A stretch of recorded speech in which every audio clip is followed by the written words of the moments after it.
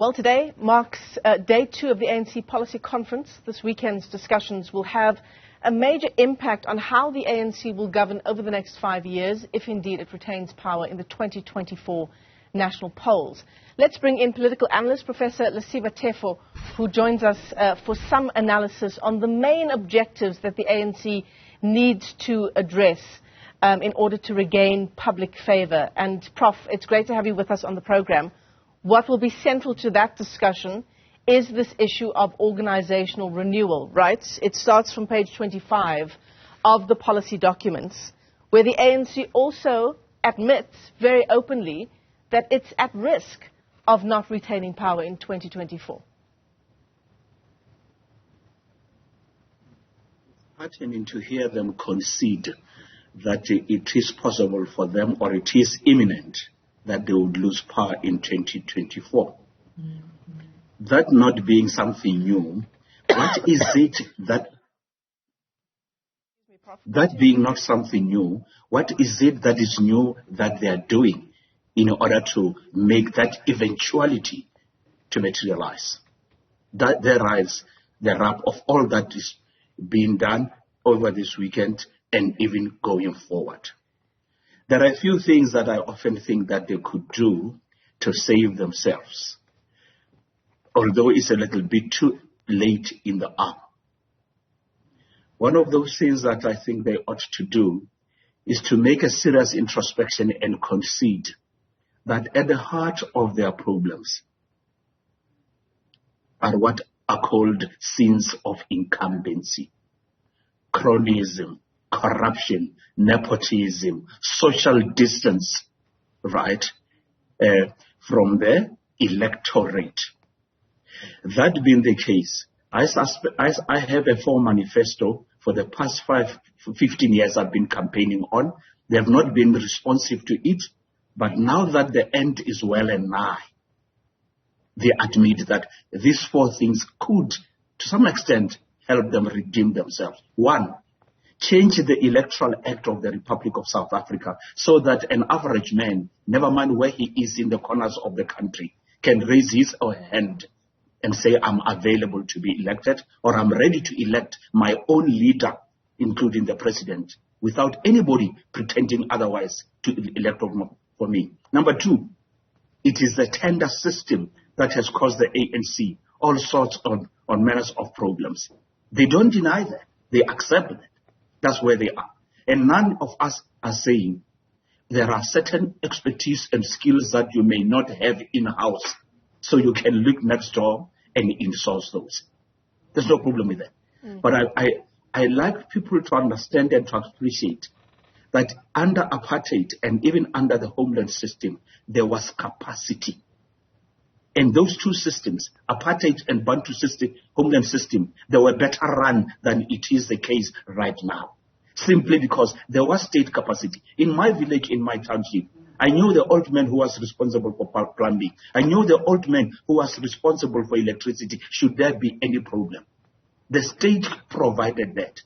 But once you outsource, in the manner we have done, then that's it. The question of migration, we have said it many a times, and I in particular said, if there is one thing that has the potential to cause a serious revolution, is the failure to manage migration, especially our porous borders. This is not about xenophobia, it's not about Afrophobia. With the greatest goodwill under the sun, South Africa's shoulders are not enough to shoulder the whole continent. There are international protocols, and those who came up with those, including the 1951 United Nations Convention on Refugees, they knew that at least systems must be managed. Finally, cadre deployment.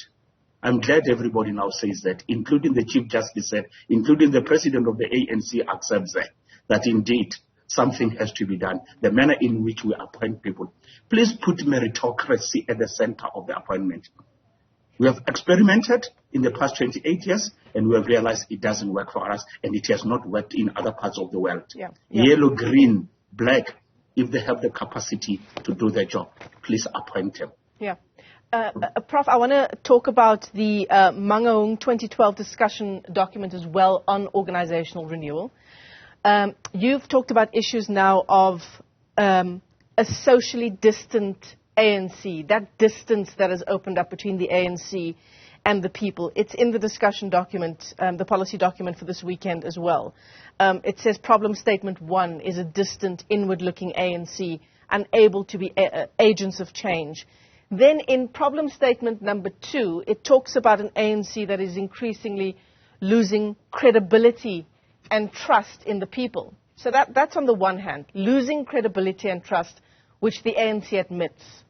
But on the other hand, the only thing the discussion document says about how we will deal with corruption going forward is with, quote-unquote, a tough stance.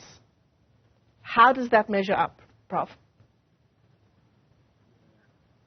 At one level, one sympathizes with the ANC. That must be said. They know the right things to say, to do. They say the right things, but they don't have the wherewithal, the political will to really achieve those. And they cannot. The ANC is too fractured, is too corrupt to save itself from itself. Let's admit that much. Including the president of the ANC, he himself said, in the court of public opinion, the ANC stands as accused number 1. There's hardly anybody in any village or a metropole that has a positive view, except aspiring politicians and aspiring entrepreneurs. Those are still here and there trying to defend the indefensible. They have reached that stage where they should make a serious introspection and concede there are many wrong people in these organizations. Maybe we should bar out, go and cleanse ourselves, transform ourselves, and then come back after 5 or 10 years. Because the leeches, the careerists, the entrepreneurs won't stay if the behemoth is no longer there, if there's nothing to feed off. Because for them, ANC is a vehicle towards enrichment. The ANC has served us well, and it still has the potential to do that. But let it take a break. For now, it cannot save itself from itself. The rot runs too deep. And I mean, Prof, the other big question, of course, even just going into this policy conference is, will we be seeing the issues that affect South Africans being addressed here? Issues of the rising cost of living, the high number of unemployed people, gender-based violence. We just heard over the past day or so of this gruesome case that unfolded in Krugersdorp of the gang rape of 8 young women. There are so many, outside of organizational renewal and the ANC's distance between society and itself, there are other pressing issues. Will those be dealt with? Yeah. One would say, on what basis would I at least be inclined to say they will entertain those matters? Because if the provincial conferences are anything to go by, they've given me a sense that they no longer have the appetite or the capacity to engage policy issues, to engage matters that really concerns the people out there on the ground. They live with us. We are with them. We eat and drink together, right? We socialize. We go to church together. But some of them, they've run out of ideas. All they know is just being there, raise the hand and vote if and it's when is the time. But amongst them, by the way, not everything is lost. The capable men and women have been shunted out of the ANC. Men and women of integrity who could help turn it around. But for now, at this juncture, there's no room for such people.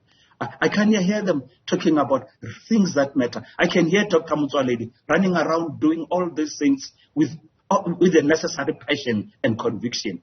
But I don't have a sense that he enjoys the support of his friends or his colleagues here and there. And there are also men and women there, even in the executive, who are trying, but they cannot unless they work as a collective. And as a collective, the ANC should work in order to restore the people's confidence. Not the rhetoric, archaic revolutionary slogans. People are much wiser today than they were in 1994. Talk to them and let them see. Perhaps don't talk, just act. Words speaks louder. I mean, action speaks louder than words. Less talk, more action. Professor Lesiba Teffo, it's always great getting your take on these issues. Thanks very much indeed for weighing in on day 2 of the ANC's policy conference unfolding at Nasrec.